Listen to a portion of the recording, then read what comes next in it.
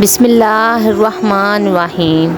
السلام علیکم ناظرین کرام، اعوذ باللہ من الشیطان الرجیم، بسم اللہ الرحمن الرحیم۔ وَلَهُنَّ مِثْلُ الَّذِي عَلَيْهِنَّ بِالْمَعْرُوفِ وَلِلرِّجَالِ عَلَيْهِنَّ دَرَجَةٌ وَاللَّهُ عَزِیزٌ حکیم۔ اور عورتوں کا حق بھی ایسا ہی ہے جیسا کہ ان پر ہے، شرع کے موافق، اور مردوں کو ان پر فضیلت ہے، اور اللہ تبارک و تعالیٰ غالب حکمت والا ہے۔ اس ویڈیو میں ان حقوق کا بیان ہے جو کہ عورتوں کے ذمہ ان کی ادائیگی لازم ہے۔ جب عورت مرد کے مکان میں رہتی ہے اور اس کے مال سے پہنتی ہے اور اس کے مال سے ہی کھاتی ہے تو اسے اپنے خاوند کا شکریہ ادا کرنا چاہیے، ناشکری نہ کرے اور یہ نہ کہے کہ میں نے تیرے گھر میں کبھی آرام نہیں پایا۔ خاوند کی ناشکری اللہ تبارک و تعالیٰ کی ناراضگی اور دوزخ میں داخل ہونے کا سبب ہے۔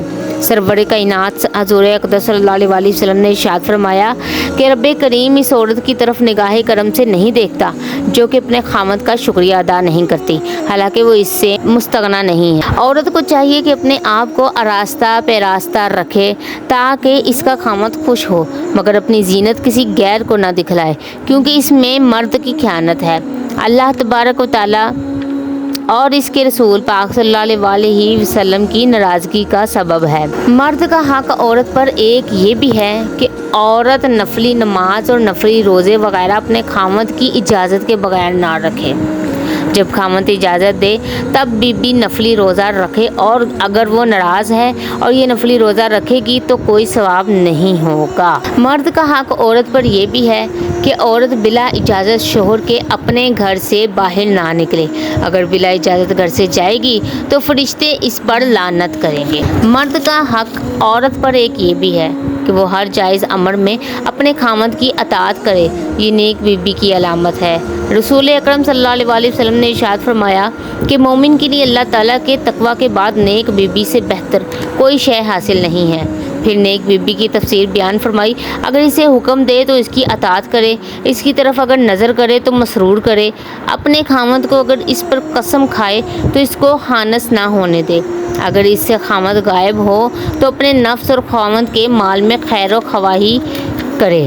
خاوند کی اطاعت کی برکت سے جنت میں جس دروازے سے چاہے گی داخل ہوگی۔ آقا دو عالم صلی اللہ علیہ وسلم نے ارشاد فرمایا کہ عورت 5 وقت کی نماز پڑھے اور ماہ رمضان المبارک کے روزے رکھے اور اپنی شرمگاہ کی حفاظت کرے اور اپنے خاوند کی اطاعت کرے تو جنت کے جس دروازے سے وہ چاہے داخل ہو جائے۔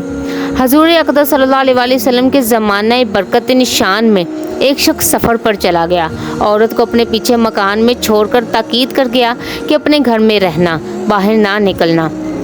اتفاقاً اس عورت کا باپ بیمار ہو گیا تو عورت نے اپنے باپ کی بیمار پرسی کے لیے باہر نکلنے کی حضور اکرم صلی اللہ علیہ وسلم سے اجازت مانگی۔